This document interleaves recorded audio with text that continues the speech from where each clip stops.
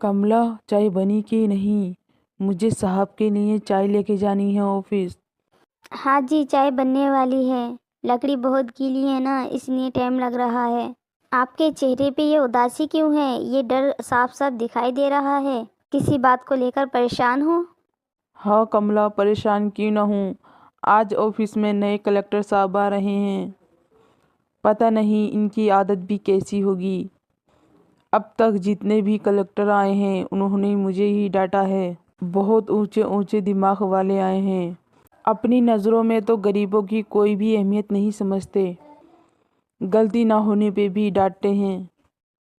इतने में राहिमा आ जाती है और अपने भैया से बोलती है, भैया आप क्यों डर रहे हैं?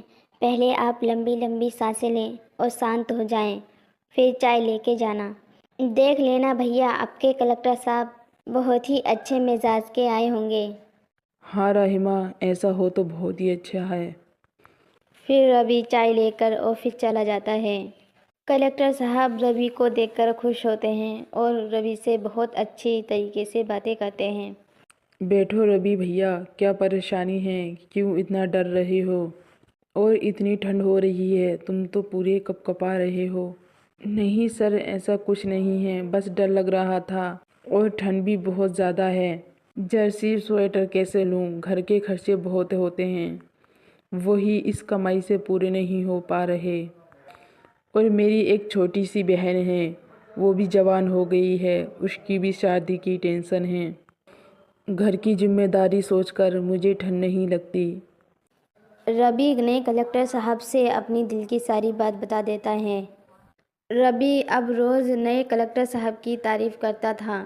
एक दिन अचानक से रवि की बहुत ज़्यादा तबीयत खराब हो जाती है। रवि को डॉक्टर आराम करने को बोलते हैं। अब बेचारा रवि ऑफिस भी नहीं जा पाता था। रवि का चाय देने का काम राइमा करती है। कलेक्टर साहब राजू को राइमा बहुत ज़्यादा पसंद आती है। राजू को ऐसे ही सिंपल लड़की चाहिए थी। राजू एक अमीर घर का बेटा था। जब तक रवि की तबीयत ठीक नहीं होती, राहिमा रोज़ चाय देने आती थी। धीरे धीरे राजू ने भी राहिमा को जान लिया था। राहिमा भी राजू की एक अच्छी सी आदतों से बहुत ही खुश रहती थी। एक दिन राहिमा को देखने वाले आते हैं। लड़का और लड़के की माँ आते हैं। लड़का तो लड़का ही नहीं था, पूरा आदमी था। कमला और रवि को वो लड़का पसंद नहीं आता है और लड़के के घर वालों की बहुत ज़्यादा मांग थी, पर बेचारा रवि इतना कुछ नहीं दे सकता था। लड़के वाले वहाँ से चले जाते हैं। कमला बोलती है, देखो आप टेंशन ना लो, देख लेना अपनी राहिमा का रिश्ता एक राजमहल से आएगा। बस मैं यही दुआ करती हूँ, राहिमा ने यहाँ बहुत परेशानी उठाई है, अपनी ससुराल में बहुत ज़्यादा खुश रहे।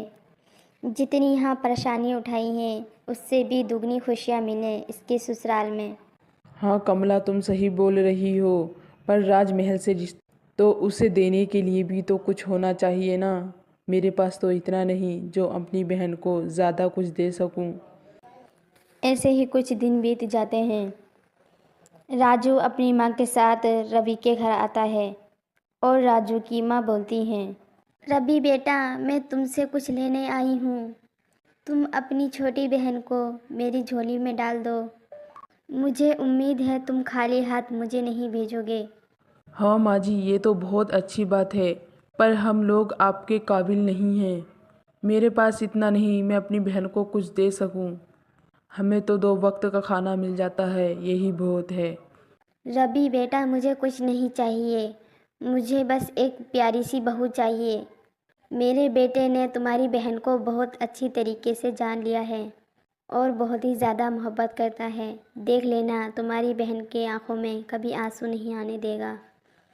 रवि ये बात सुनकर बहुत ज़्यादा खुश हो जाता है और इस रिश्ते को हाँ कर देता है। कुछ दिनों बाद दोनों की शादी हो जाती है। राहिमा इतना अच्छा घर देखकर बहुत ज़्यादा खुश होती है और खुशी में उसकी आंखें भर आती हैं। राहिमा ससुराल वालों का दिल जीत लेती है। इधर रवि के अच्छे अखलाक देखकर रवि की भी एक नौकरी लग जाती है और रवि अपनी कमाई से एक नया घर खरीदता है। अब सब लोग खुशी खुशी रहने लगते हैं।